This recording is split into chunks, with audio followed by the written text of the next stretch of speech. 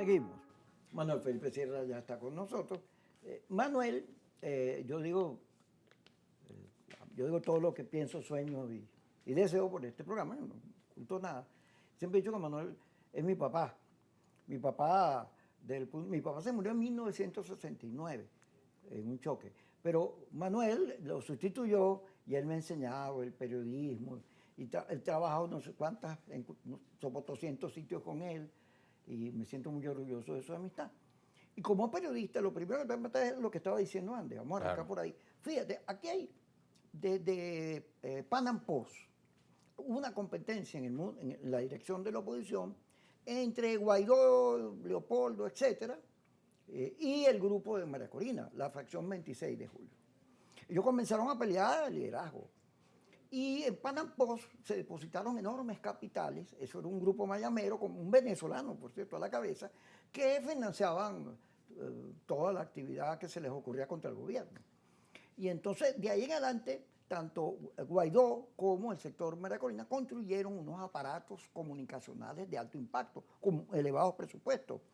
El aparato de María Corina, tan grande, tan fuerte, que logró impactar a la sociedad americana y ha sido denunciado por Reuters, por AP, por cantidad de grupos de la comunicación que son muy creíbles, el New York Times, porque, bueno, el cuento del tren de Aragua viene de ahí, el cartel de los soles viene de ahí, y esta cosa de que los venezolanos somos terroristas y un peligro para Estados Unidos, hay que sacarlos todos de ahí porque son delincuentes. Entonces el discurso de Trump tiene como fundamento esas campañas que le mostraron según denuncia el New York Times. Entonces esos grupos muelen a todo el mundo. Dígame en la oposición, Capri lo tienen de sopa. Aquí no puede decir nadie nada porque no la gente común que puede creer o no en la abstención, en que el dictadura no sale con votos y esas cosas, no, que yo no las creo. Pero tienen derecho a pensar lo que les gana. Pero estos grupos son unos grupos delincuenciales que quieren que la cosa se resuelva a plomo limpio, en guerras y cosas, que nos invadan y nos maten a todos. Entonces, eso hay una diferencia entre el que cree y estas cosas montadas, estructuradas, que no tienen nada que ver con el periodismo. Es que tú sabes que eso tiene que ver con la nueva guerra, ¿no? Eso que se llama pues la guerra cognitiva, la guerra psicológica, que ese es un elemento muy grande, porque fíjate, sin necesidad de usar un arma como antes, ¿no? De las armas convencionales de la guerra, tú puedes destruir, si no físicamente, moralmente, a sectores importantes y a personalidades, sin que el responsable de esas agresiones reciba el castigo que se merece o que se merecía en otras circunstancias. Entonces, ese es uno de los elementos que hay que tomar en cuenta, porque ese tipo de planteamientos, la actuación que tienen esos grupos en las redes, van creando una imagen, ¿no? Van creando un estereotipo de las personas, bueno, que es absolutamente falso. No solo que es falso, sino que además es truculento, en el sentido de que, bueno, imagina tú inventas las peores cosas. Y eso de alguna manera va a contribuir a esto que muchos han llamado que estamos viviendo en la sociedad de la mentira. Y es así. Se va constituyendo mentiras, se repiten las mentiras, y lo que antes era verdad, hoy se convierte en mentira. Y fíjate que es tan grave eso que está ocurriendo con el manejo tramposo de las redes sociales, Kiko, que hay un dato importante. Tú dices, bueno, mira, escriben y dicen cosas. Tú sabes que siempre en el periodismo, bueno, y tú lo conoces mejor que nadie, porque tú eres además un gran diseñador y pintor, antes en los periódicos se verificaba la información porque tú colocabas una fotografía. Estaba la fotografía allí, entonces tú decías, se entrevistó a fulano de tal y dijo esto y aparecía el personaje. O ocurrió un accidente en tal parte, la foto demostraba cómo fue el accidente. Es que hoy puedes trampear la foto. Y el video. Claro, hoy puedes trampear la foto y puedes trampear la voz. Entonces puedes poner un personaje a decir cosas que no ha dicho. Entonces es tan complejo eso que estamos viviendo que hay que entender que es muy difícil el futuro, pues, de la lucha transparente y limpia en la política y en la vida en general, ¿no?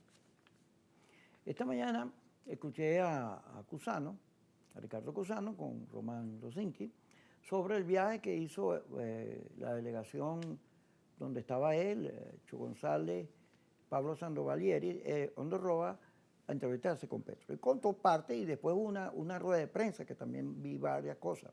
Fíjate, este grupo de venezolanos se reúne con Petro y empiezan a explicar que lo que se quiere es una negociación que se base en la institucionalidad, en el respeto a la institucionalidad, en el reconocimiento y pueda, así como Maduro está hablando con Trump, desde el punto de vista interno, producir un acuerdo que vaya poco a poco, como ocurrió en Colombia, llevándonos a salir del conflicto interno que tenemos, que dividió a la iglesia, que a las universidades, que a las familias, que todos hemos padecido esta cosa que una vez se va hacia el gobierno y una vez se va hacia la oposición, porque el centro del país se mueve hacia uno u otro lado, pero que está cargada de mucho odio. Entonces, en Venezuela hace falta una negociación interna. Si los grupos radicales quisieran negociar, deberían estar.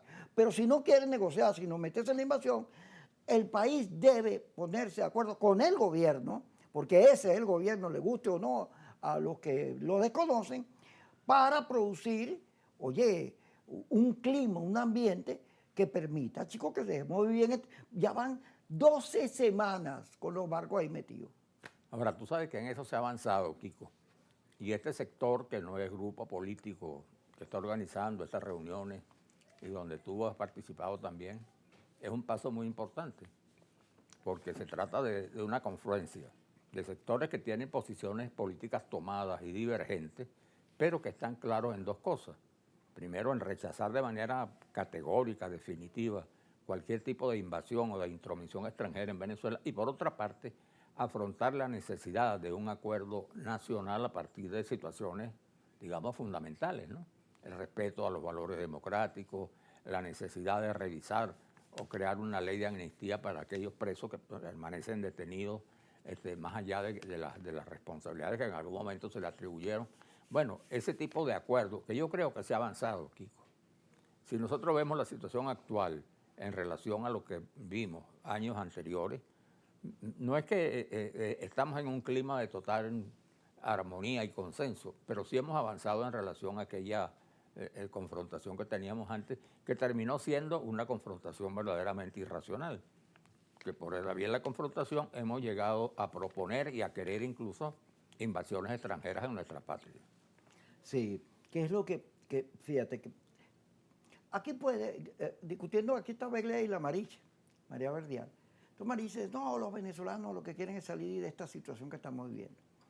Yo, mira, ya va, no es la mayoría de los venezolanos. Las encuestas dicen que el porcentaje mayoritario, entre 50 y 70, depende de la encuesta, rechaza la invasión. Ahora, hay unos grupos que sí quieren, así fuera que los grupos que quieren la intervención americana fueran el 99%, yo me opondría a la invasión. Pues es un problema de principio. Claro. Esta es la patria de Bolívar. A que Bolívar no te dice nada porque Bolívar es chavista, que hasta le cambiaron el rostro porque es chavista. Claro, no, claro. Eso es una deformación. La historia de Venezuela, nuestro comportamiento como nación, la venezolanidad, claro, tiene que ver con esos valores. No, eso es fundamental. Además, no es verdad eso. Es decir, en estas situaciones se defiende la patria. No se defiende determinado gobierno, ni un presidente. Porque, en definitiva, si el pretexto es, por ejemplo, derrocar al gobierno del país, es un pretexto. Pero si eso va acompañado de una intervención o una invasión, ya no es el presidente o el gobernante del país, ya es la patria, ya es el país. Ya la presencia de factores externos militares. Y además con la prepotencia o la fuerza militar que tiene, en este caso, la potencia del norte, ¿no? Estados Unidos, bueno, que además no están inventando nada, eso ha sido así siempre, incluso en la historia reciente, en el mundo entero, ¿no? Vamos a hablar de eso porque el secretario de Defensa de los Estados Unidos acaba de intervenir ayer diciendo que ellos no quieren invadir ni cambiar gobierno alguno, que ellos están interesados en los temas que competen a su país, que son los intereses de su país. ¿Cuándo regresemos?